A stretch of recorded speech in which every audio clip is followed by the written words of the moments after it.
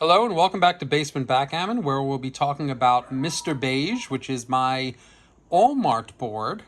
All-Mart was a manufacturer or an importer, I'm not exactly sure, of backgammon boards. Definitely in the 70s. I'm not exactly sure when their years of operation were because there's not a lot of data out there for them. They did make some pretty decent boards, not super high quality, but certainly decent.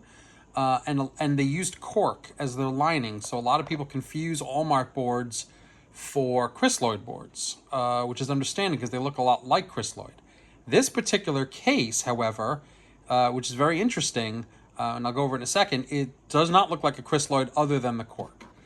It has a vinyl case, a vinyl brown case that goes all the way around. It's got your standard latches with the locks. It's got your standard vinyl leather handle with the stitches there. Nothing crazy about this case. The only thing interesting about this case really though is the bullnose shape. You see how this case does not square off. It has a rounded corner here and here. We call that a bullnose shape. And it actually makes it very pleasing. It's got it on the other side too.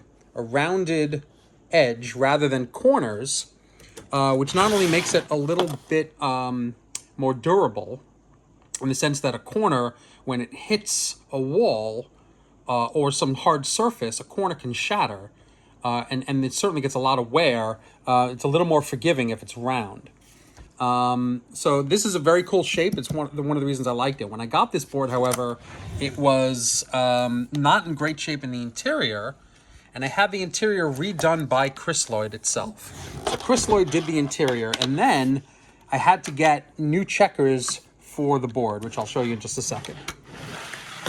So I call this Mr. Beige, and I think you can figure out why.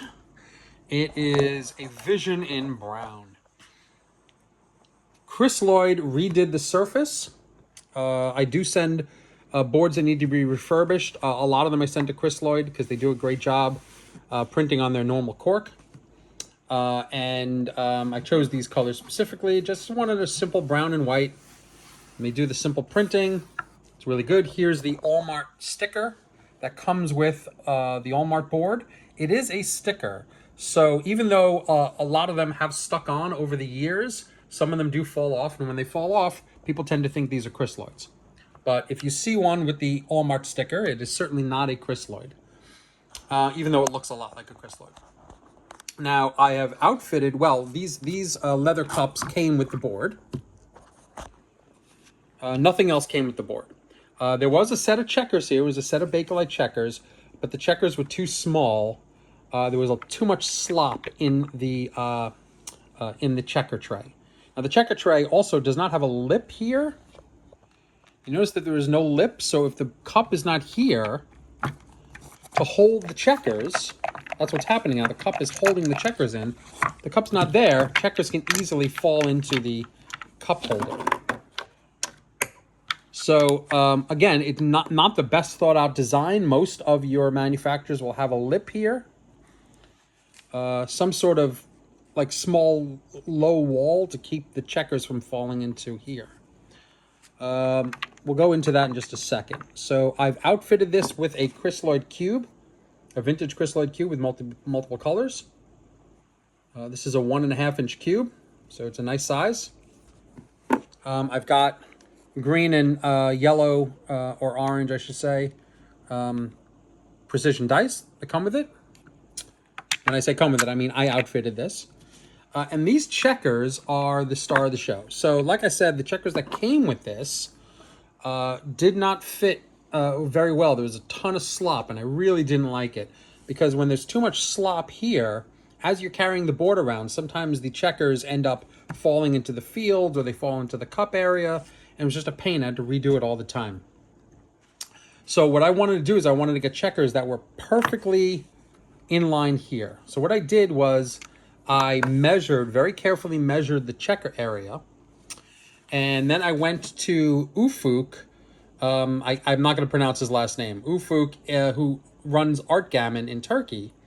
And I did this through Ed Corey, who is the Art Gammon distributor in the United States. and he helped me get in touch with Ufuk, and I said, I know you make your own checkers. Can you please make me a set of checkers for this board? And I gave him the dimensions. I worked out the dimensions based on the dimensions of the checker tray, and I said, okay, I think the dimensions need to be such and such wide, such and such, width, such and such thickness, in order to fit. And I worked it out as best I could, and he actually made me custom checkers exactly to my specifications. Now, these checkers, even though they absolutely look like Bakelite, although there's definitely some differences, you can see the difference between the new, these are, I guess you would call them Fakelite, to the old Bakelite. These are not vintage Bakelite, but there's a lot of similarities. There's certainly the heft similarity, and the reason is because these are phenol resin checkers. They're made using the modern equivalent of the Bakelite formula, including formaldehyde, but they're modern made, they're not vintage. So you get the feel of Bakelite, the sound of Bakelite, the clacking of Bakelite, and you get the heft of Bakelite, the density, but these are modern. Now, when I got them, I was super happy with them. The only problem, however, was that they did not fit perfectly into the tray. And when I say not perfectly, I mean it was like this much pop out. Like, which was maybe, I mean, I was off by a fraction of a millimeter. So I was a little upset about that, and I was going to live with it.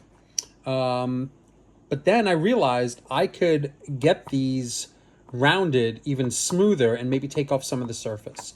So what I did was I went back to Chris Lloyd with these checkers, and I said, can you put these through your rounding process? Now, Chris Lloyd, if you've never been to their factory, what they do is they make their checkers, which are similar to these, although not the same formula, modern resin, and they saw them off. They literally saw them into individual checkers.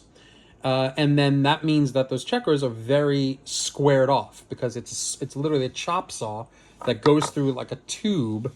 There's a tube of a checker, of a heart. Imagine all of these checkers together, but they're all together in one long tube.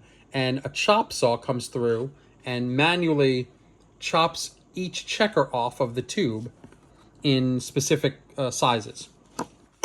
I've seen this process being done.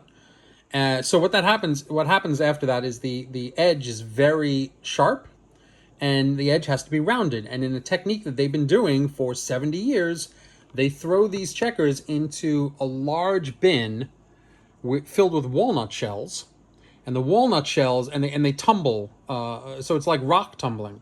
They tumble the checkers in with the walnut shells, and the walnut shells gently scrape off bits of material until the checkers are rounded. The longer you keep it in the tumbler, the more rounded and the shinier that the checker gets. And after the checker comes out, then they wash them and they shine them again, and this is the end result.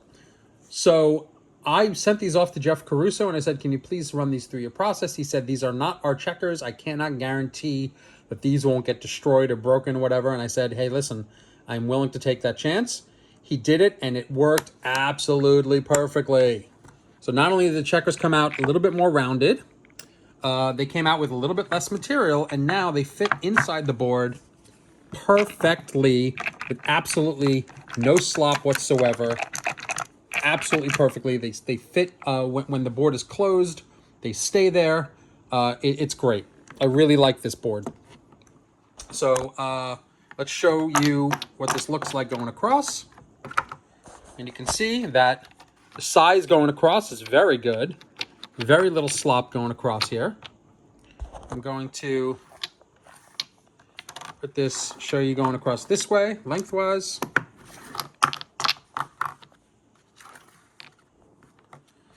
And what you can see is you have a standard 11 with a little bit of space. So there's 11 going across with just a little bit of space there. So a nice distance from side to side. It feels a little bit smaller, just a touch smaller than the tournament board, but bigger than a 1.5. So it's a little bit between 1.5 and 1 3/4. It's closer to 1 3/4. But these checkers, because they were rounded off a little bit, they're slightly smaller than the 1.7 inch 43 millimeter that's standard for Bakelite. So let's bring these over here, and then let's do this. And I'm going to roll and move some checkers so you can feel and hear it. Here's the other one. There you go. There is that. You can see that the width of the bar is great for the checker. It's a little too wide even, but that's fine. Rather too wide than too little. And this is a standard crystalloid, so it's going to sound like a crystalloid. Beautiful. 6/4. 6/4. Okay, let's do another one here. 1/1. Perfect. You can hear that. That's great. That's a good sound. It sounds just like Bakelite. 6/1. Boom. All right, so we're moving along. Great board. Because of the bullnose, it's really nice to carry it around because of the bullnose shape. This is just pleasure in one box, and it's a real upgrade from the All-Mart board that comes stock, which is very poor cork that's inside. The checkers were Bakelite, but they didn't fit great in the tray, etc., etc.